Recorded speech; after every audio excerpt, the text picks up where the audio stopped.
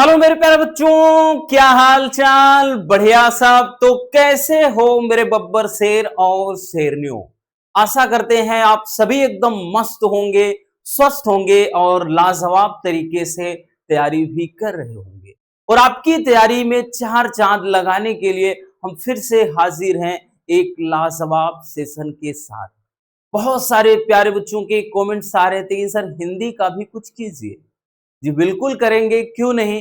क्योंकि हिंदी एक scoring subject है और आपको बीच बीच में भैया हम याद दिलाते चले, क्योंकि आप हनुमान जी हैं, है ना। और आपकी शक्तियों को हमें जामवंत की तरह याद दिलाना होगा, तभी जाकर के आप फोड़ोगे बोर्ड एग्जाम में 90 प्लस हिंदी में। क्योंकि बच्चों ये एक स्कोरिंग सब्जेक्ट होता है, हमें यहाँ बस थोड़ा मेहनत करना है और आपके अच्छे नंबर हिंदी में मिल जाएंगे। तो चलिए आज के इकलौते इस वीडियो से हम आपके 34 नंबर पक्के करवा देते हैं। बिल्कुल एकदम 100% ये बात सच है। क्योंकि आज के इस वीडियो में हम जिस टॉपिक को देखने वाले हैं बच्चों, यहां से चार ऐसे टॉपिक हैं जो आपको 34 नंबर में पूछे जाएंगे। यानी 100 नंबर के क्वेश्चन पेपर में ये चार टॉपिक 34 नंबर दिलाएंगे। ठीक है ना। तो कितने नंबर? तो भैया 34 नंबर आज के इस वीडियो से आपके पक्के होने वाले हैं। तो आज हम हिंदी के गद्यांश और पद्यांश को देखेंगे। ठीक, हिंदी के गद्यांश और पद्यांश, जिसमें आपका ये काव्य और गद्य का रहेगा और साथ ही इसमें इंग्लिश सॉरी कहते हैं कि संस्कृत का भी इन्वॉल्व रहेगा। ठीक, तो यहां से 10-10 नंबर का आपका गद्य साहित्य और काव्य साहित्य का रहेगा और संस्कृत दिग्दर्शिका के भी गद्यांश और पद्यांश वहां से 7-7 14 नंबर के। तो इस तरह से आपका टोटल 34 नंबर का जो ये क्वेश्चन है बनने वाला है। तो किस तरीके से गद्यांश और पद्यांश को हल करना है, कैसे लिखना है, ये बड़ी बात है। ठीक है, तो चलिए शुरू करते हैं। हम एक ट्रिक भी आपको बताएंगे, ठीक, ताकि आपके जो पूरे 100% नंबर हैं ये क्लियर हो जाएंगे। क्योंकि भैया ये ऐसे क्वेश्चन है जिनको छोड़ना नहीं है और इसमें दावे के साथ हम बोल रहे हैं कि आपका हम पूरा नंबर क्लियर करवाएंगे। चलिए शुरू करते हैं। तो यहां से प्यारे बच्चों सबसे पहले हम गद्यांश देख लेते हैं और इंपॉर्टेंट वाले गद्यांश यानी महत्वपूर्ण वाले गद्यांश तो आज करवाएंगे ही करवाएंगे, लेकिन साथ ही आपको हम ऐसी ट्रिक बताएंगे बच्चों एक वीडियो के जरिए, जिसमें आप इनके अलावा कोई भी गद्यांश या पद्यांश हो 100 में 100% आप उसको फोड़ोगे। लिख रहे हैं भैया, इतना हम लिख दे रहे हैं, अपने दिमाग में डाल लेना। बस उसके लिए करना है वीडियो का कि लाइक का जो टारगेट है भैया 1K, यानी 1000 अगर लाइक कंप्लीट होता है तो फटाक से अगली वीडियो इसके ट्रिक पर होगी कि क्या ट्रिक है जो हम पहचान पाएंगे कि किस चैप्टर का है। ठीक है, इसके लेखक कौन है, कैसे लिखना है। चलिए शुरू करते हैं। तो प्यारे बच्चों सबसे पहले यहाँ पे आप देखिए, आपके सामने ऐसे गद्यांश और पद्यांश दिया रहेगा। अच्छी बात यह है कि अथवा में करके दिया रहेगा। बोलेगा दिए गए गद्यांश को, यानी दिए गए गद्यांश पर आधारित प्रश्नों का उत्तर दीजिए। तो भैया सबसे पहले आपको इसे पढ़ना है ढंग से, साथ ही इसके नीचे आपके 5 प्रश्न और प्रत्येक प्रश्न कितने नंबर का? 2-2 नंबर। प्रत्येक प्रश्न 2-2 नंबर का होगा, यानी 2-2 नंबर का आपका रहेगा और टोटल मिलाकर के 10 नंबर का ये क्वेश्चन रहेगा। भैया 10 नंबर बहुत बड़ा नंबर होता है। ठीक है, चलिए तो यहां दिया है कि पृथ्वी के विशाल प्रांगण में सब जातियों के लिए समान क्षेत्र है और समन्वय के मार्ग से भरपूर प्रगति और उन्नति करने का सबको एक जैसा अधिकार है। किसी भी जन को पीछे छोड़कर राष्ट्र आगे नहीं बढ़ सकता। इसलिए कह रहा है कि राष्ट्र के प्रत्येक अंग की सुध हमें लेनी होगी। राष्ट्र के शरीर के एक भाग में यदि अंधकार और निर्बलता का निवास है तो समग्र राष्ट्र का स्वास्थ्य उतने अंश में असमर्थ होगा। बड़ा ही प्यारा सा है बच्चों, ध्यान से समझना। इसमें यह बोला है कि बस आप इसको ढंग से पढ़ लीजिए और उसके बाद दिए गए प्रश्नों का उत्तर दे दीजिए। तो सबसे पहले बोल रहा है कि पाठ का शीर्षक और लेखक का नाम लिखिए। तो आप कैसे लिखेंगे? देखिए, जैसा कहा जाए बस वो करिए। तो आपसे अगर बोलता कि पूरा संदर्भ लिखिए, तब आप लिखते हैं कि प्रस्तुत गद्यांश या पद्यांश जो भी होता कि हमारी पाठ्य पुस्तक, ठीक है, सामान्य हिंदी के इस चैप्टर से लिया गया है, इसके लेखक ये हैं, ऐसे लिखते। बट कह रहा है कि शीर्षक का नाम और लेखक का नाम। तो भैया डायरेक्टली आप केवल ऐसे लिख दोगे कि पाठ का शीर्षक कौन है और साथ में लेखक कौन है। ठीक, तो आप डायरेक्टली ऐसे लिख दोगे कि भैया पाठ के जो शीर्षक है यानी चैप्टर का नाम है राष्ट्र का स्वरूप। क्या है? राष्ट्र का स्वरूप। और उसके बाद डायरेक्टली फिर लिख देंगे लेखक कौन? वासुदेव शरण अग्रवाल। वासुदेव शरण अग्रवाल, मतलब ऐसा लिख देंगे। ठीक है, अभी कैसा लिखना है पूरा भी हम बताएंगे। फिर उसके बाद दूसरा क्वेश्चन है, ध्यान से समझना। कह रहा है कि राष्ट्र के प्रत्येक अंग की सुध हमें क्यों लेनी चाहिए, जरा ये बताना। कह रहा है कि प्रत्येक अंग की सुध हमें क्यों लेनी चाहिए। तो मेरे प्यारे बच्चों जरा नजर डालना। कह रहा है कि किसी भी, यहां पे जरा देखिए गौर फरमाइएगा, ठीक है, कि किसी जन को पीछे छोड़कर राष्ट्र आगे नहीं बढ़ सकता। मतलब किसी भी व्यक्ति को छोड़कर राष्ट्र आगे नहीं जा सकता। ठीक है, अतएव यानी इसलिए राष्ट्र के प्रत्येक अंग की सुध हमें लेनी होगी। तो यहां पर इसका उत्तर यही होगा कि राष्ट्र के प्रत्येक अंग की सुध हमें इसलिए लेनी चाहिए क्योंकि किसी भी व्यक्ति को छोड़कर या किसी जन को छोड़कर राष्ट्र आगे नहीं बढ़ सकता। बस हो गया भैया, है ना? है ना आसान। अगला, रेखांकित अंश की व्याख्या कीजिए। अरे भाई, रेखांकित अंश इसमें दिया ही नहीं। एक मिनट,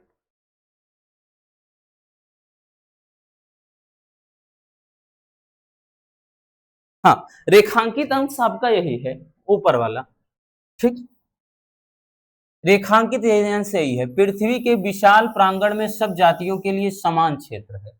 ठीक है, और आगे यहाँ समन्वय के मार्ग से भरपूर प्रगति और उन्नति करने का सबको एक जैसा अधिकार है। अब देखिए भैया, इसका मतलब क्या है? इसका मतलब है यहाँ पे इसका बोल रहा है कि इसकी व्याख्या कीजिए। और प्यारे बच्चों, व्याख्या में क्या चीजें होती है थोड़ा अपने से आप एक्स्ट्रा लिख दो। मतलब जो चीज है सेम वही लिखना है, इसमें ज्यादा कुछ बदलाव नहीं।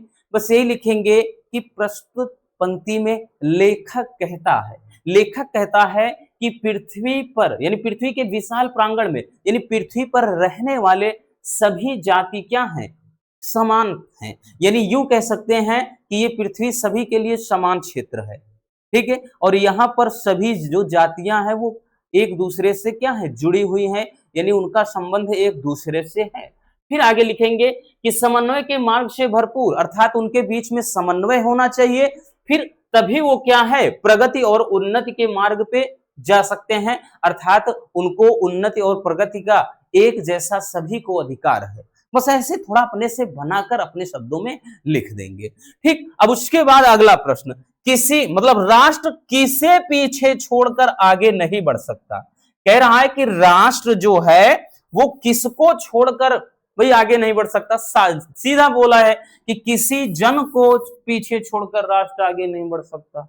भैया ये तो पहले ही बताया गया। आगे कह रहा है कि समन्वय के मार्ग से क्या प्राप्त होता है। तो मेरे प्यारे बच्चों, समन्वय के मार्ग से प्रगति, एक तो प्रगति प्राप्त होता है, दूसरा उन्नति। ठीक है, समन्वय के मार्ग से प्रगति और उन्नति का अधिकार प्राप्त होता है। ठीक, तो समझ गए ना? यहां से आपके 10 नंबर आपकी झोली में। अब आइए देखते हैं लिखेंगे कैसे। तो प्यारे बच्चों, साफ साफ ऐसा लिख देना, ऐसा हूबहू लिख देना। भाई आपके 10 में से 10 नंबर एकदम पक्के हो जाएंगे। और मैं ये दावे के साथ कह रहा हूं कि कोई एक नंबर आपका नहीं काट सकता। तो यहां पे आप इसी तरह से लिखेंगे। पहला क्वेश्चन था कि पाठ का शीर्षक और लेखक का नाम क्या है। तो आप लिखेंगे भैया पाठ का शीर्षक राष्ट्र का स्वरूप और इसके लेखक वासुदेव शरण अग्रवाल जी हैं। दूसरा क्वेश्चन था कि राष्ट्र के प्रत्येक अंग की सुध हमें क्यों लेनी चाहिए, तो हमने उत्तर बताया था कि राष्ट्र के प्रत्येक अंग की सुध हमें इसलिए लेनी चाहिए क्योंकि किसी भी जन को, यहां अंग लिखा है, अंग नहीं होगा, किसी भी जन को पीछे छोड़कर राष्ट्र आगे नहीं बढ़ सकता। यानी यानी हर एक आदमी का योगदान है भैया राष्ट्र को आगे ले जाने में। ठीक है, याद रखना वही चीज है। अगला है रेखांकित अंश की व्याख्या कीजिए। तो हमने बताया था बच्चों कि लेखक कहता है, आप लिखेंगे कि पृथ्वी पर रहने वाले सभी लोग समान हैं, उन सब में आपस में क्या है, समन्वय होना चाहिए और सभी को उन्नति, ठीक है, प्रगति और उन्नति का समान अधिकार प्राप्त है। ठीक, ये चीज। अगला क्वेश्चन था कि किसे राष्ट्र किसे छोड़ करके आगे नहीं बढ़ सकता है, तो आपका उत्तर होगा राष्ट्र किसी जन को पीछे छोड़कर आगे नहीं बढ़ सकता है। ठीक है, नेक्स्ट आपका था कि समन्वय के मार्ग से क्या प्राप्त हो सकता है, तो आपका सही उत्तर होगा कि समन्वय के मार्ग से सभी को प्रगति और उन्नति का अधिकार प्राप्त होता है, हो सकता है। ठीक है, नोट कर लेना। हाँ, यहां अंग नहीं होगा, जन होगा, इसको सही कर लेना। जल्दी स्क्रीनशॉट कर लीजिए भैया।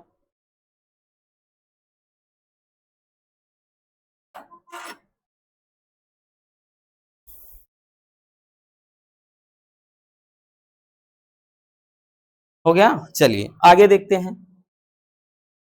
अब जैसे एक और है, देखिए जो आपके बहुत ज्यादा महत्वपूर्ण, अभी जो पिछला हमने देखा मतलब हर साल आया है, इतना ज्यादा महत्वपूर्ण, उन्हीं में से एक ये है।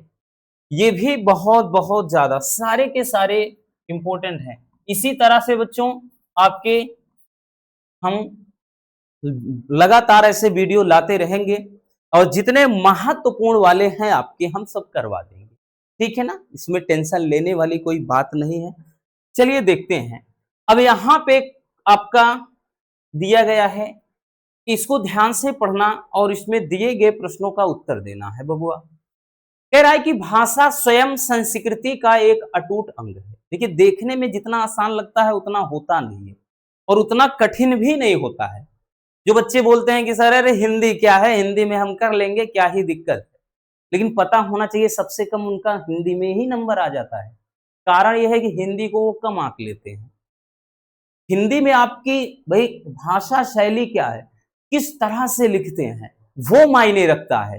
कितना सजा के लिखते हैं, कितना अच्छे तरीके से लिखते हैं, वो मायने रखता है। तभी जाकर के आपको अच्छे नंबर मिल जाते हैं। भले आसान होता है लेकिन आप सोचते हो कि अरे चलो लिख देंगे, तो ऐसे अगर हो जाता तो भैया सब टॉप कर जाते, है ना, याद रखिएगा। चलिए, तो यहां दिया गया कि भाषा स्वयं संस्कृति का एक अटूट अंग है। संस्कृति परंपरा से निश्चित होने पर भी परिवर्तनशील और गतिशील है। उसकी गति विज्ञान की प्रगति के साथ जोड़ी जा सकती है और वैज्ञानिक आविष्कारों के प्रभाव के कारण उद्भूत नई सांस्कृतिक हलचलों को शाब्दिक रूप देने के लिए भाषा के परंपरागत प्रयोग पर्याप्त नहीं है। इसके लिए नए प्रयोगों की, नई भाव योजनाओं को व्यक्त करने के लिए नए शब्दों की खोज की महती आवश्यकता है। महती का मतलब बहुत ही जरूरत, ठीक है, या अत्यंत जिसको बोलते हैं, अत्यंत आवश्यक है। अब प्यारे बच्चों ये एक दिया गया है गद्यांश, ठीक है, और आपको इसके प्रश्नों का उत्तर देना होगा। नीचे जो प्रश्न दिए गए हैं आपके 5 प्रश्न हैं। पहला है कि उपयुक्त गद्यांश का संदर्भ लिखिए। भैया हो सकता है शीर्षक और लेखक का नाम ना पूछकर संदर्भ के रूप में पूछ ले। दूसरा, किसकी गति विज्ञान की प्रगति के साथ जोड़ी गई है। तीसरा, उपयुक्त गद्यांश में किस प्रसंग का प्रतिपादन किया गया है। चौथा है भाषा किसका भिन्न अंग है। पांचवा है रेखांकित अंश की व्याख्या। तो चलिए देखते हैं। संदर्भ में यही सब लिखा जाता है, हमने क्या बताया, तो आप यही लिखेंगे ना। सुनिएगा कि प्रस्तुत गद्यांश हमारी पाठ्य पुस्तक सामान्य हिंदी के भाषा और आधुनिकता नामक पाठ से लिया गया है और इसके लेखक जो हैं प्रोफेसर जी सुंदर रेड्डी हैं। देखिए हम कैसे जान जाते हैं कि इस चैप्टर से है। हमने बोला ना कि हम आपके लिए लाएंगे एक ट्रिक। एक ट्रिक से बताएंगे कि आप चाहे गद्यांश हो, चाहे पद्यांश हो, किसी भी चैप्टर का पहचान लेंगे चुटकियों में, सेकंडों में। लेकिन उसके लिए आपको इस वीडियो पर 1000 लाइक पूरे करने होंगे। जितना जल्दी होगा उतनी ही जल्दी वीडियो आएगी। ठीक है, तो ये हो गया संदर्भ में। ठीक है, चैप्टर का नाम हमने बताया ना कि यहां पे क्या है भैया, भाषा और आधुनिकता। और उसके बाद इसके लेखक कौन है, तो भैया लेखक में हमने बताया ना कि प्रोफेसर जी सुंदर रेड्डी,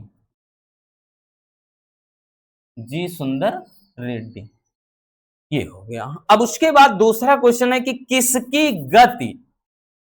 किसकी गति पूछ रहा है विज्ञान की प्रगति के साथ जोड़ी गई है। तो कह रहा है उसकी गति विज्ञान की, उसकी का मतलब किसके बारे में बात कर रहा है इसमें। देखिए इसी में बच्चे कंफ्यूज होते हैं, किसके बारे में, तो भैया इसमें पूरा भाषा के बारे में तो बात कर रहा है कि भाषा स्वयं संस्कृति का एक अटूट अंग है, और संस्कृति कह रहा है परंपरा से निश्रित होने पर भी परिवर्तनशील और गतिशील है, और उसकी गति जो है विज्ञान की प्रगति के साथ। तो भैया यहां भाषा की गति, किसकी गति के बारे में पूछ रहा है, तो भाषा की जो गति है वो विज्ञान की प्रगति के साथ जोड़ी जाती है। अगला है कि उपयुक्त गद्यांश में किस प्रसंग का प्रतिपादन किया गया है, मतलब किस पर इस पे जोर दिया गया है। ठीक है, तो प्यारे बच्चों इसमें सीधा सीधा भाषा के महत्व को बताया गया है। ठीक है, किसमें, तो यहां संस्कृति के विकास में भाषा के महत्व को बताया गया। ठीक, अगला है कि भाषा किसका अभिन्न अंग है। अभिन्न का मतलब जिससे अलग ना हो, अटूट। ठीक है ना, अटूट बंधन, बंधन दिलों के बंधन। तो भैया बोल दिया है पहले ही, भाषा स्वयं संस्कृति का एक अटूट अंग है। तो प्यारे बच्चों किसका है, तो भाषा संस्कृति का। ठीक है, किसका है, तो भाषा संस्कृति का, संस्कृति का अटूट अंग है। अगला रेखांकित अंश की व्याख्या के लिए, तो पहले ऊपर देखिए एक ही लाइन में है कि भाषा स्वयं संस्कृति का एक अटूट अंग है। तो यहां पर लिखेंगे कि प्रस्तुत पंक्ति में लेखक कहता है कि भाषा जो है, भाषा संस्कृति का एक अभिन्न अंग है, अर्थात भाषा संस्कृति से अलग नहीं रह सकती, क्योंकि मतलब कोई भी संस्कृति हो, कोई भी क्षेत्र की जो संस्कृति होती है उसको व्यक्त करने का माध्यम जो है वो भाषा ही है। क्योंकि बच्चों कहा गया है ना, अनेके प्रदेशा अनेके वचा वेशा अनेकानि रूपाणी भाषा अनेका। तो भैया इस दो देश के कोने कोने में आप जाओगे, हर जगह की वेशभूषा, वहां की भाषा, वहां रहन सहन सब अलग होता है। और सबसे ज्यादा अगर आप पहचान पाएंगे तो केवल और केवल भाषा से। भाई कपड़े का क्या, कपड़े में हम चले जाएंगे वहां राजस्थानी पहन लेंगे, राजस्थान में जाके तो एकदम राजस्थानी बन जाएंगे, तो लेकिन आदमी तो हमको देखेंगे तो बोलेंगे राजस्थानी है। लेकिन जब हम बोलेंगे, जब हिंदी निकलेगी हमारे मुंह से, तब जाएंगे oh no no no no, ये यहाँ का नहीं है। ठीक, तो भाई जैसे यहां आ गया पंजाब का कोई बंदा, वो पंजाबी अपना लिबास छोड़ करके यहां से यहां तरीके से रहने लगा, कपड़ा पहन लिया, तो भाई जब तक वो मतलब कुछ बोल नहीं रहा है तो आदमी यही सोचेंगे। लेकिन जैसे ही वो बोलेगा पंजाबी तो आदमी बोलेंगे नहीं ये पंजाब है। तो संस्कृति का पता जो है, संस्कृति को व्यक्त करने का माध्यम जो है वो भाषा है। तो वही चीज है। ठीक, तो आई बात समझ में। लिखना कैसे है मेरे प्यारे बच्चों, चलिए उस पर अमल करते हैं। यहां पे अब देखिए लिखेंगे कैसे। आप लिखेंगे, पहला था कि उपयुक्त गद्यांश का संदर्भ, तो लिखेंगे उपयुक्त गद्यांश हमारी पाठ्य पुस्तक सामान्य हिंदी के प्रोफेसर जी सुंदर रेड्डी द्वारा लिखित भाषा और आधुनिकता पाठ से लिया गया है। ठीक है, ये बस हो गया है। अब उसके बाद दूसरा था कि किसकी गति विज्ञान की प्रगति के साथ जोड़ी जाती है, तो हमने बताया ना भाषा की जो गति है वो विज्ञान की प्रगति के साथ जोड़ी जाती है। ऐसे लिखना पड़ेगा आंसर के साथ, मतलब प्रश्न उत्तर। अगला उपयुक्त गद्यांश में कह रहा कि किस प्रसंग का प्रतिपादन किया गया है, तो हम लिखेंगे उपयुक्त गद्यांश में संस्कृत के विकास में भाषा के महत्व को बताया है। अगला प्रश्न कि भाषा किसका अभिन्न है अंग है, तो भाषा संस्कृति का अभिन्न अंग है या टूट अंग है। अगला रेखांकित अंश की व्याख्या करना है, तो हमने बताया ना कैसे लिखेंगे कि लेखक का कहना है या लेखक कहता है कि भाषा संस्कृति का अभिन्न अंग है, क्योंकि संस्कृति को व्यक्त करने का माध्यम भाषा ही है, अर्थात भाषा और संस्कृति को अलग नहीं किया जा सकता। बस बच्चों इस तरीके से लिखना होगा। ऐसे लिखने पर मेरे प्यारे रसगुल्लों आपको पूरे नंबर मिलेंगे। नोट कर लीजिए।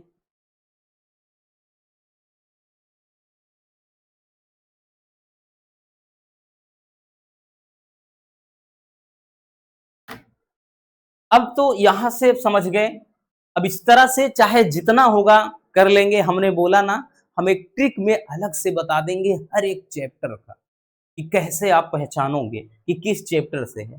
ठीक है, उसके लिए बस हमने जो बोला है वो टारगेट आप कंप्लीट करिए, क्योंकि भैया बिना 1 रुपए लिए आपसे इतना कुछ हम कर रहे हैं आपके लिए, तो आपका भी फर्ज होता है। लाइक करने में कुछ चला नहीं जाएगा, कंजूसी मत करना, ठीक है ना।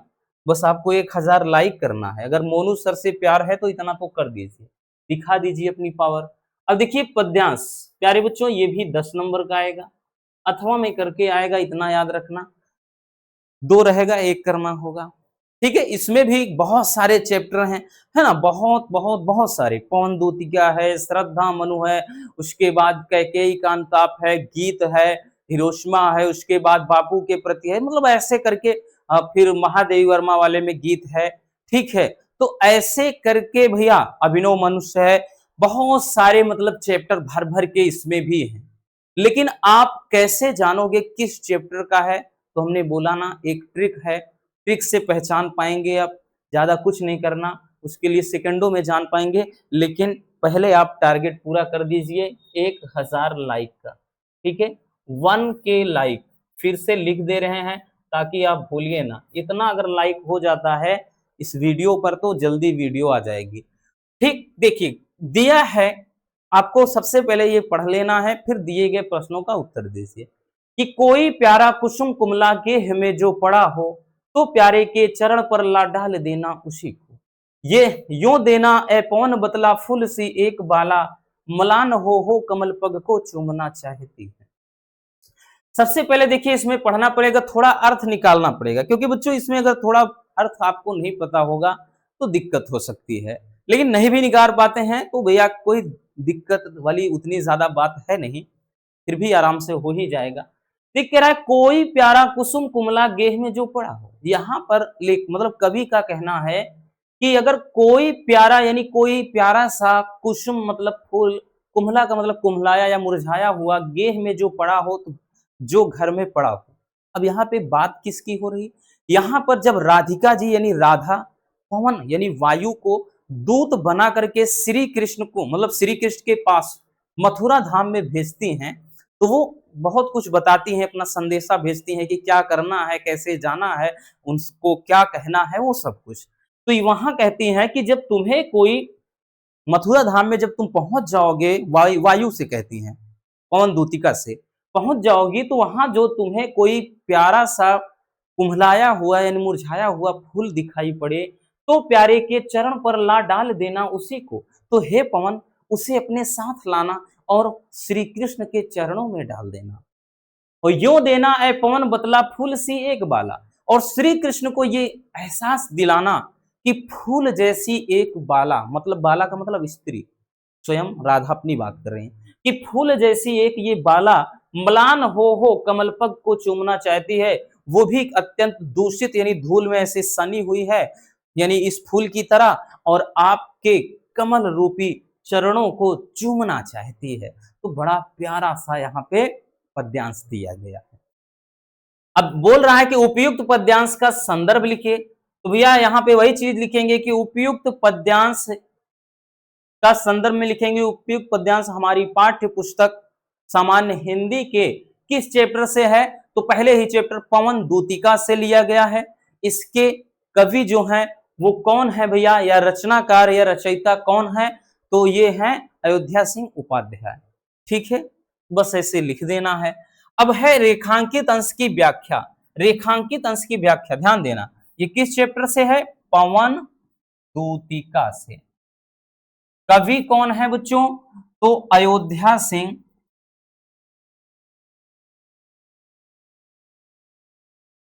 उपाध्याय, अयोध्या सिंह उपाध्याय हरिओद, ठीक है पूरा नाम।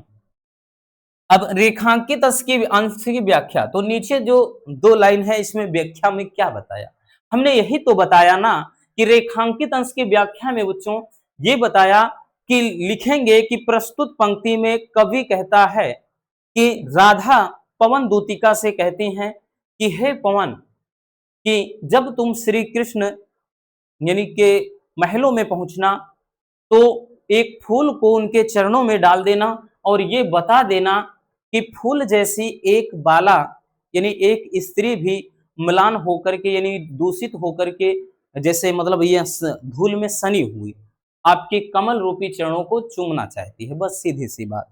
आगे है कि मुरझाए हुए पुष्प की उपमा किससे की गई, उपमा का मतलब होता है तुलना, तो मुरझाए हुए फूलों की तुलना किससे की गई है, तो राधिका से की गई है, सीधी सी बात है भैया। यहाँ पर अगला, श्री कृष्ण के कमल रूपी चरणों को कौन चूमना चाहता है, तो श्री कृष्ण के कौन कमल रूपी चरणों को कौन चूमना चाहता है, तो राधिका चूमना चाहते हैं, ठीक है। अगला कि राधा पवन दूतिका से मुरझाए हुए फूल को कहां डाल देने के लिए कहती है, तो भैया उनके क्या है, कहां पर गया, उनके चरणों में डाल देने के लिए कहती हैं। तो ये बहुत ज्यादा सिंपल सा है, लेकिन इतना याद रखना कि मोस्ट इंपोर्टेंट है बच्चों, बहुत ज्यादा इंपोर्टेंट है ये, ठीक। चलिए, तो अब इसमें लिखना कैसे है वो देखते हैं। भैया ये तो आपका पूरा पद्यांश है, अब लिखना कैसे है एक एक प्रश्न को और उसके उत्तर को, चलिए वो देखते हैं, क्योंकि तरीका हमें जानना बहुत ज्यादा जरूरी है। तो पहला था कि उपयुक्त पद्यांश का संदर्भ, तो लिखेंगे उपयुक्त पद्यांश का जो शीर्षक है वो पवन दूतिका तथा इसके रचयिता अयोध्या सिंह उपाध्याय हरिऔध सिंह है, ठीक है। फिर दूसरा प्रश्न था कि रेखांकित अंश की व्याख्या कीजिए, तो रेखांकित अंश क्या था भैया, तो रेखांकित अंश इसमें यही था ना कि यो देना वे पवन बतला फूल सी एक बाला म्लान हो कमल पग को चुमना चाहती है, तो यहाँ पर लिखेंगे वही चीज लिखेंगे कि राधा पवन से कहती हैं कि तुम श्री कृष्ण को ये बता देना कि फूल जैसी एक कोमल जो बाला है यानी स्त्री है, दुखी हो करके आपके चरणों को क्या है, चूमना चाहती है। फिर अगला प्रश्न था कि मुरझाए हुए फूल की उपमा यानी तुलना किससे की गई है, तो मुरझाए हुए फूल की जो तुलना है वो कोमल बाला, बाला का मतलब वही है स्त्री, यहाँ कौन, राधा से की गई है, ठीक है। अगला, श्री कृष्ण के कमलवत चरणों को कौन चूमना चाहता है भैया, तो कौन, तो कमलवत चरणों को सीधा सा है जवाब, राधा चूमना चाहती है।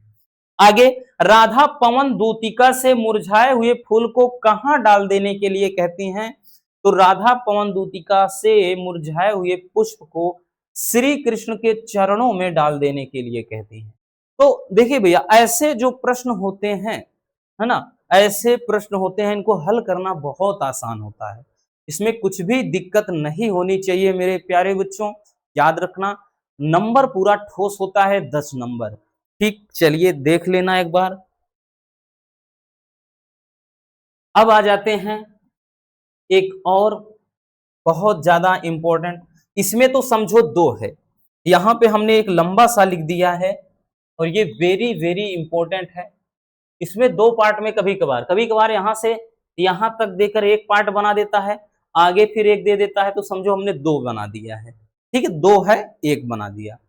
तो यहाँ पे है कि दुर्बलता का ही चिन्ह विशेष शपथ है, और ये बहुत रिपीट हुआ है बार बार, क्योंकि हमने पिछले 5 से 7 साल के क्वेश्चन पेपर को उठाया उसके बाद ये दिया है, ठीक है, कि दुर्बलता का ही चिन्ह विशेष शपथ है, पर अबला जन के लिए कौन सा पथ है, यदि मैं उकसाई गई भरत से हूं तो पति समान ही स्वयं पुत्र भी हूं, ठहरो मत रोको मुझे कहूं सो सुन लो, करके पहाड़ सा पाप मौन रह जाऊं, राई भर भी अनुताप न करने पाऊं, सा नक्षत्र राशि निशा यहाँ ओश होगा, ओश यहाँ शशि होगा, और ओस टपकाती और रोती थी नीरव सभा हृदय थपकाती।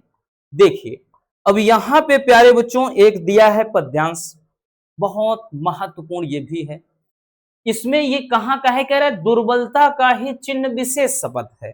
देखिए ये बात कर लें तो ये कैकेयी के अनुताप पाठ से लिया गया, ठीक है। हम जान जाते हैं तो आप भी ऐसे जान जाओगे सेकंडों में, बताया ना, उसके लिए जब ट्रिक वाली वीडियो लाएंगे फिर से आपको याद दिला दें, ठीक है।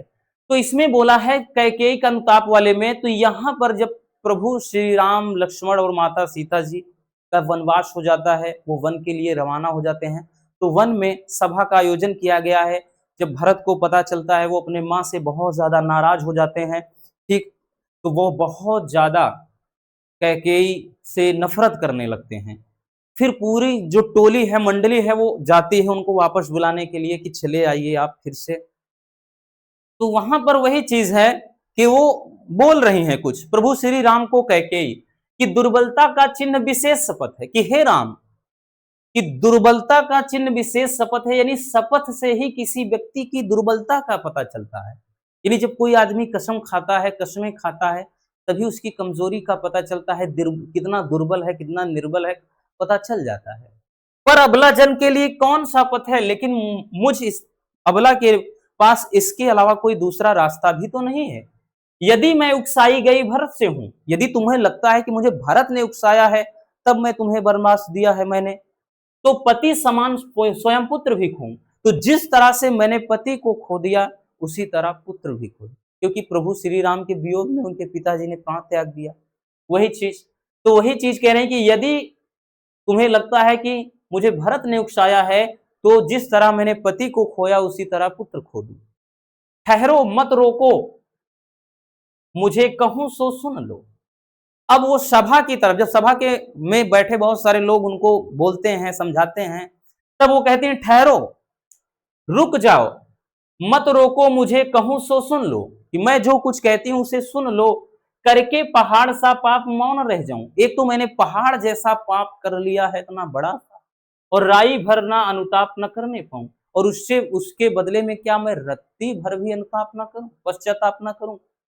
थी सा नक्षत्र शशि निशा ओस टपकाती, यानी जो रात थी वो नक्षत्रों से परिपूर्ण थी, यानी पूरी तरह से बात कर लें तारे टिमटिमा रहे थे, ओस टपक रही थी, और रोती थी नीरव सभा हृदय थपकाती, और उसमें क्या है, जो सभा थी वो सभी अपने हृदय को पीट पीट कर, छातियों को पीट पीट कर तेजी से रोदन कर रहे थे, रो रहे थे। ठीक है, तो बड़ा ही प्यारा सा महत्वपूर्ण पद्यांश है बच्चों। आपके सामने प्रश्न है कि प्रस्तुत पद्यांश के पाठ और कवि का नाम लिखिए। तो भैया पाठ क्या है, हमने बता दिया ना, कैकेयी का अनुताप, कैकेयी का अनुताप, अनुताप का मतलब पश्चाताप। और जो भैया इसके लेखक हैं, मतलब इसके कवि हैं, कवि का नाम क्या है, तो कवि का नाम है मैथिली शरण गुप्त, मैथिली शरण गुप्त। हो गया। अगला रेखांकित अंश की व्याख्या कीजिए। तो भैया देखिए हर एक, चाहे गद्यांश हो पद्यांश हो, उसमें एक प्रश्न तो रेखांकित अंश वाला आएगा जरूर। तो दुर्बलता का ही चिन्ह विशेष शपथ है, पर अबला जन के लिए कौन शपथ है। तो यहां पर वही चीज लिखेंगे कि प्रस्तुत पंक्ति में, कि इसमें होता क्या है, प्रस्तुत पंक्ति में कैकेयी राम से कहती हैं कि हे राम, मतलब शपथ से व्यक्ति की दुर्बलता का पता चलता है, लेकिन मुझ अबला स्त्री के पास इसके अलावा कोई दूसरा रास्ता भी तो नहीं है। बस हो गया। अगला लिखेंगे कि दुर्बलता का चिन्ह क्या है, इससे कौन किसे, यानी इसे, इसे होगा, इसे कौन किससे कह रहा है। तो भैया दुर्बलता का जो चिन्ह है वो क्या है, शपथ है। कौन किससे कह रहा है, तो कैकेयी राम से कह रही है। किससे भैया, तो कैकेयी राम से कह रही है ना, कैकेयी राम से कह रही हैं। अगला है कि ठहरो मत रोको, मुझे कहूं सो सुन लो। यह कथन किसका किसके प्रति है, तो ये कथन कैकेयी कहती हैं, लेकिन अब की बार ये सभा के लिए कहती हैं। हमने बताया ना, सभा को बोलती है कि रुक जाओ, मुझे आज जो कहना है वो कहने दो। ठीक है। अगला, नीरव सभा की स्थिति क्या थी? नीरव मतलब वहां पे जो भी मौन सभा बैठी हुई थी, वो उनकी स्थितियां क्या थी? तो वो क्या है, अपने हृदय को थपथपाते हुए रो रहे थे। ठीक है, उनकी स्थिति यही थी। ठीक, तो बहुत आसान है बच्चों। अब चलिए देख लेते हैं कि हमें लिखना किस तरीके से है। चलिए देखते हैं। तो यहां पर हम लिखेंगे भैया, बहुत आसान है प्यारे बच्चों। लिखेंगे, पहला है कि प्रस्तुत पद्यांश के पाठ और कवि का नाम। लिखेंगे प्रस्तुत पद्यांश के पाठ का जो नाम है वो कैकेयी का अनुताप है, और कवि का नाम मैथिली शरण गुप्त है। दूसरा था कि रेखांकित अंश की व्याख्या, तो इसमें बताया ना कि कैकेयी पश्चाताप करते हुए कहते हैं कि हे राम, शपथ से किसी व्यक्ति की दुर्बलता का पता चलता है, लेकिन अबला मुझ अबला स्त्री के पास इसके अलावा कोई दूसरा रास्ता भी तो नहीं है। तीसरा प्रश्न था कि दुर्बलता का चिन्ह क्या है, इसे कौन किससे कह रहा है? तो दुर्बलता का जो चिन्ह है वो शपथ है। यह कथन कैकेयी जो है वो राम से कह रही हैं। नेक्स्ट, कि ठहरो मत रोको मुझे कहूं सो सुन लो, यह कथन किसका किसके प्रति है? तो भैया ठहरो मत रोको मुझे कहूं सो सुन लो, पूरा लिखना होगा, याद रखना। शॉर्ट में नहीं कि डायरेक्ट आप लिख देंगे यह कथन कैकेयी का सभा के प्रति, नहीं, पूरा लिखना होगा। ये बोर्ड एग्जाम में पूरा लिखना होगा भैया। तो लिखेंगे कि ठहरो मत रोको मुझे कहूं सो सुन लो, ये कथन कैकेयी का सभा के प्रति है। अगला प्रश्न, कि नीरव सभा की क्या स्थिति थी? तो नीरव सभा अपने हृदय को थपथपाते हुए रोदन कर रही थी, मतलब वो तेजी से रो रहे थे। ठीक है, ये स्थिति थी। चलिए नोट कर लेना बबुआ।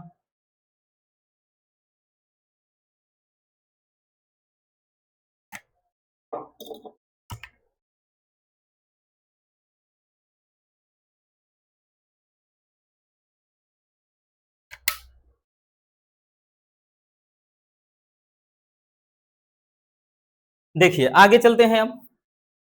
तो भैया आपका गद्यांश पद्यांश हो गया, गद्य और काव्य साहित्य से। अब आ जाते हैं संस्कृत दिग्दर्शिका में। तो संस्कृत दिग्दर्शिका में गद्यांश पद्यांश, यहां से भी बच्चों ये कितने नंबर का आता है? 7 नंबर का, अथवा करके यहां भी आएगा। बोलेगा दिए गए संस्कृत गद्यांश का संदर्भ सहित हिंदी में अनुवाद कीजिए, यानी संदर्भ सहित अनुवाद करना है, सीधी सी बात। ठीक, तो एक ये दिया है, इसको पढ़िए और इसका अनुवाद करना है। देखिए महत्वपूर्ण वाले हमने लिखा है, ऐसा नहीं है कि बस ये आपका पूरा का पूरा बहुत ज्यादा इंपॉर्टेंट है, वेरी वेरी इंपॉर्टेंट है, ये याद रखना। ठीक है, देखिए बोल रहा है कि अतीते प्रथम प्रथम कल्पे चतुष्पदा सिंहम राजानुकुर्वनम। हो सकता है अगर पढ़ने में गलती हो जाए, कोऑपरेट करना। ठीक है, मुंह से अगर गलत सलत निकल जाए। फिर क्या बोला कि अतीते प्रथम कल्पे चतुष्पदा सिंहम राजानुकुर्वन।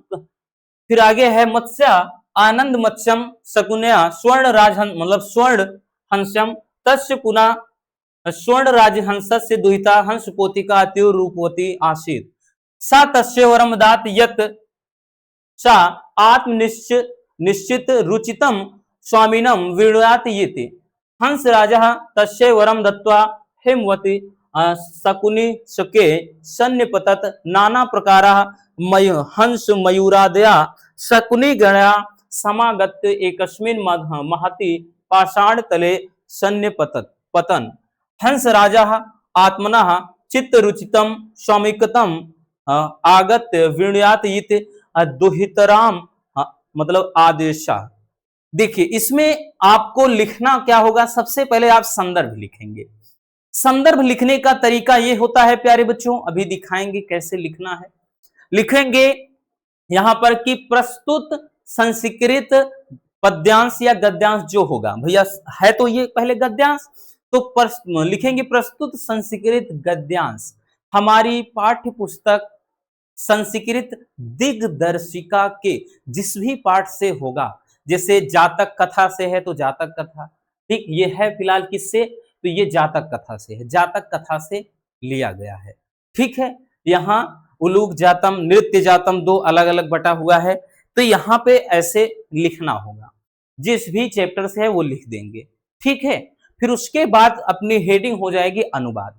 तो अनुवाद में क्या है, यहाँ पे बोला है, ध्यान देना, सुन लो एक बार, क्योंकि रट्टा नहीं मार सकते, इसको रट कर याद भी नहीं कर सकते। कि अतीते का मतलब प्राचीन काल में, ठीक है। प्रथम कल्प यानी प्रथम कल्प, प्राचीन काल के प्रथम कल्प में चतुष्पदा यानी चौपायों ने, चौपायों मतलब जिनके चार पैर होते हैं, ठीक। कि प्राचीन काल में के प्रथम कल्प में चौपायों ने, यानी जो चतुष्पदा हैं चौपायों ने, वो क्या कर दिया, शेर को राजा घोषित किया।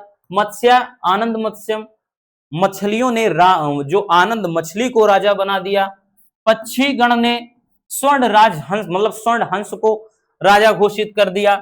तस्य पुनः स्वर्ण राजहंस मतलब फिर उसके उपरांत स्वर्ण राजहंस की जो दुहिता यानी पुत्री वो हंस पोतिका थी, वो अत्यंत क्या थी, रूपवती थी, यानी बहुत ही सुंदर थी। सा तस्य वरमदात, और उसने अर्थात जो ये स्वर्ण राजहंस होते हैं, इन्होंने उसे ऐसा वरदान दिया, यत सा कि वह अपने स्वामी का यानी अपनी इच्छा अनुसार, आत्म देखिए रुचितम का मतलब अपनी इच्छा अनुसार अपने स्वामी का विनुयात यानी चयन करे, ऐसा वर दिया। फिर हंसराज तस्य यानी हंसराज उसे ऐसा वर दत्वा यानी दे करके हिमवत यानी हिमालय प्रदेश के शकुनी सके यानी जो पक्षियों के साथ में, या कह सकते हैं कि जैसे पक्षी गण के साथ में वहां पर इकट्ठा होते हैं, ठीक है। फिर नाना प्रकारा विभिन्न प्रकार के जो हंस मोर आदि पक्षी गण, वो क्या है, एक महान, महती का मतलब महान, पाषाण तले यानी पत्थर पर सन्निपतत यानी इकट्ठा होते हैं, ठीक है। आगे कह रहा है कि हंस राजा आत्मना, हंसराज फिर क्या बोलते हैं कि उसे कहते हैं कि वो अपनी इच्छा अनुसार क्या करे, आए और अपने स्वामी का चयन करे, वो ऐसा उसे आदेश दे देते हैं, ठीक है। यानी कहने का मतलब यहाँ पर स्वयंवर चल रहा है, ठीक है, वही वाली बात हो गई। अब यहाँ पे प्यारे बच्चों ये याद रखना, देख लीजिए ये वाला संस्कृत गद्यांश। अब लिखना क्या है, पूरा आपके सामने है, लिख देना है कि लिखेंगे यही चीज कि यह गद्यांश, भाई ये वाला लिखेंगे डायरेक्टली, आपको लिखने का और भी अच्छा तरीका है। तो यह गद्यांश संस्कृत दिग्दर्शिका के जातक कथा पाठ में जो नित्य जातम, हमने बताया ना, जातक कथा में एक नित्य जातम है, एक उलूक जातम है, तो ये नित्य जातम से है, लिया गया है। अब अनुवाद में पूरा भी जो बताया पूरा वही कि प्राचीन काल में प्रथम कल्प में चौपायों यानी पशुओं ने सिंह यानी शेर को राजा बनाया, मछलियों ने आनंद मछली को, एक गला बार बार सूख रहा है पता नहीं क्यों, एक मिनट।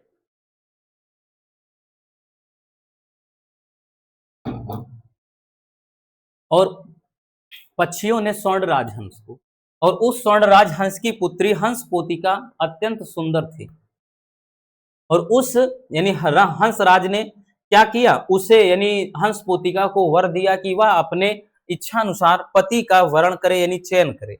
और हंसराज ने उसे ऐसा वर देकर हिमालय के पक्षियों के समुदाय को आमंत्रित किया यानी इकट्ठा किया, ठीक है। उसके आमंत्रण पर विभिन्न प्रकार के हंस मोर आदि पक्षीगण आकर एक विशाल शिलातल यानी पत्थर पर के इकट्ठा हो गए, और हंसराज ने पुत्री को अब आदेश दिया कि वह आए और अपने मन पसंद पति को चुन ले, ठीक है। तो ऐसा आपको लिखना है, हो गया। चलिए अब एक और आपके सामने है, ये भी बहुत ज्यादा इंपॉर्टेंट, वेरी वेरी इंपॉर्टेंट है बच्चों, ये भी ध्यान देना। यहां पे देखिए ये तो कुछ ज्यादा ही पूछा जाता है, वो भी उतना ही, ये भी हर साल मतलब हर साल, ठीक है। ये 100 में 100% आने वाला टॉपिक है, दोनों के दोनों याद रख लो। ये कह रहा संस्कृत से साहित्यम सरसम व्याकरण सुनिश्चितम तस्य गद्य पद्य च लालित्यम भावबोध सामर्थ्यम अद्वितीय श्रुति माधुर्य वर्तते किम बहुना चरित्र निर्माणार्थ यादृशी सत्प्रेरणा संस्कृत वाग्मयम ददाति न तादृश्यम किंचित दन्यत। मूलभूतानां मानवीय गुणानां यादृशी विवेचना संस्कृत साहित्ये वर्तते नान्यत् तादृशी। दया दानम शौचम औदार्यम अनुसूया क्षमा अन्य मतलब चानेके गुणा अस्य साहित्यस्य अनुशीलनेन सज्जायन्ते।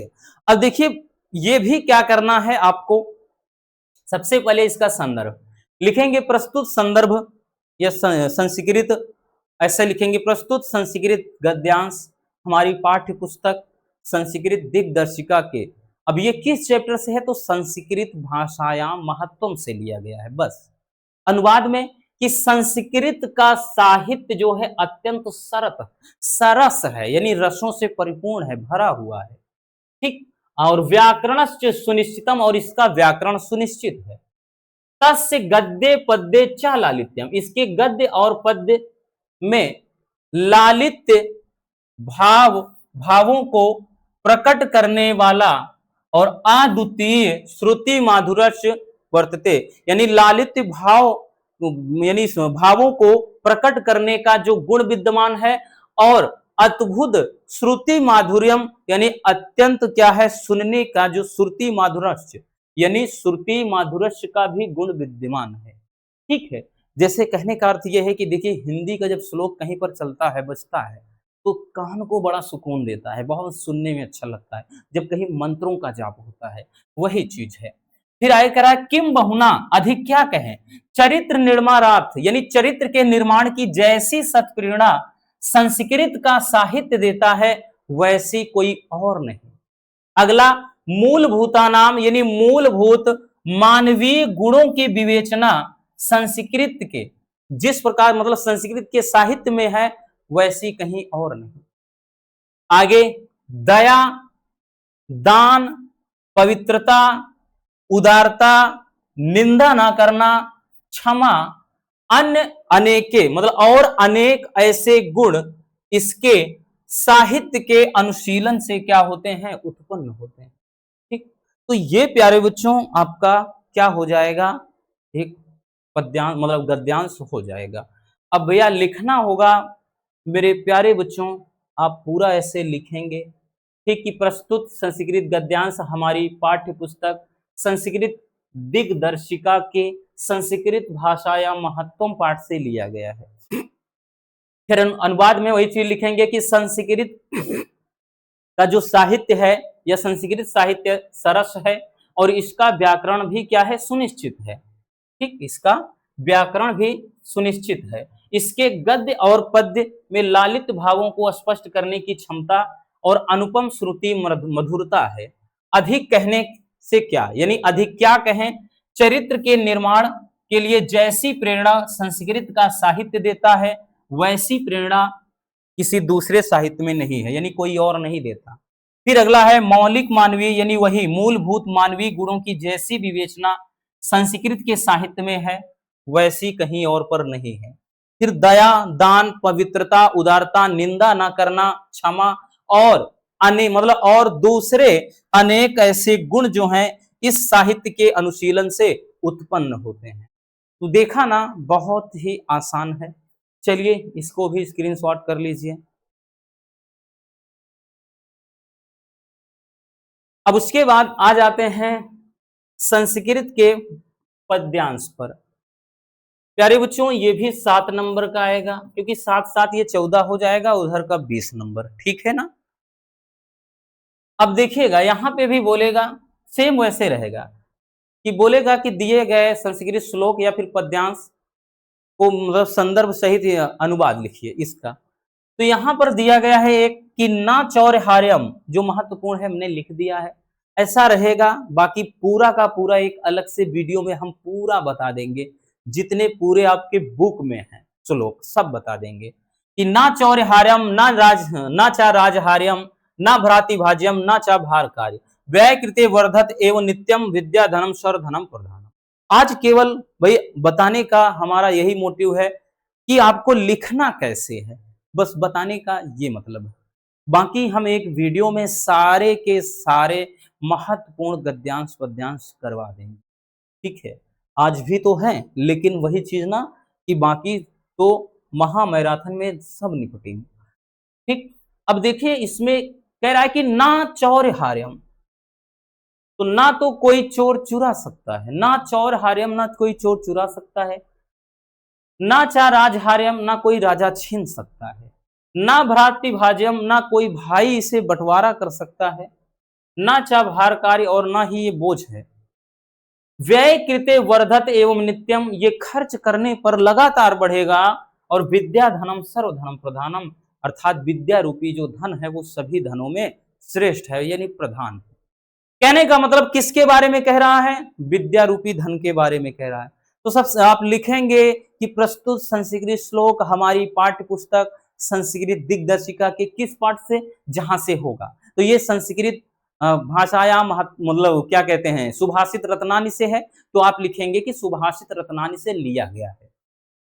अनुवाद में लिखेंगे यही, यहां से नीचे से बच्चों जो अर्थ है कि जो विद्या रूपी धन है वो सभी धनों में श्रेष्ठ है, क्योंकि ना इसे कोई चोर चुरा सकता है, ना कोई राजा छीन सकता है, ना इसे भाइयों में बांटा जा सकता है, ना ये तो बोझ यानी भार स्वरूप है।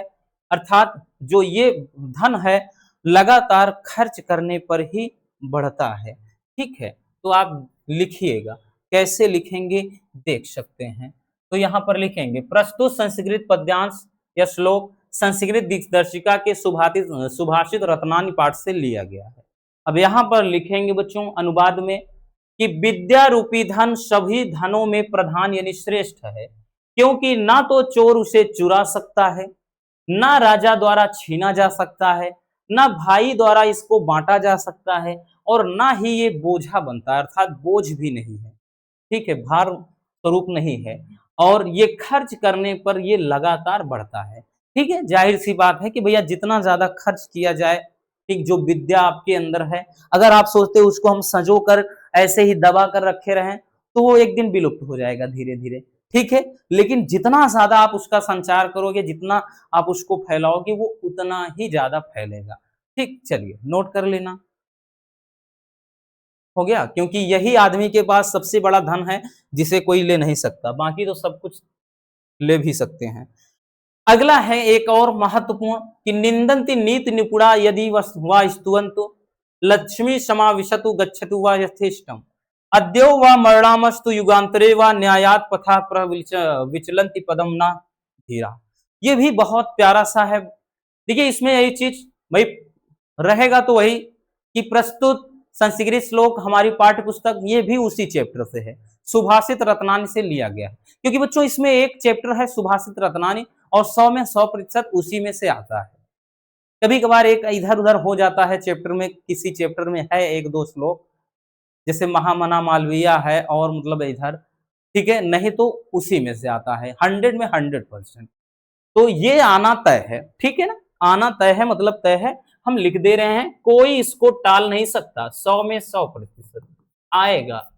ठीक है, क्योंकि यही एक चैप्टर ही है, तो देगा कहां से। कह रहा है कि निंदंत नीतु निपुणा, कि नीति में निपुण या लीन व्यक्ति की चाहे तो निंदा की जाए, यदि वह स्तुवंतु यदि या उनकी बड़ाई की जाए, लक्ष्मी विष समाविशतु गच्छतु या अतिष्ठम, चाहे तो लक्ष्मी आए या फिर अपनी इच्छा अनुसार चली जाए, गच्छतु चली जाए, अद्यौ व मरणास्तु मरणामस्तु युगांतरे वा, चाहे उनकी मृत्यु आज ही हो जाए चाहे युगों के बाद हो जाए, न्यायात पथा प्रविचलन्ति पदम ना धीरा, लेकिन न्याय के पथ पर चलने वाले लोग जरा सा भी विचलित नहीं होते हैं।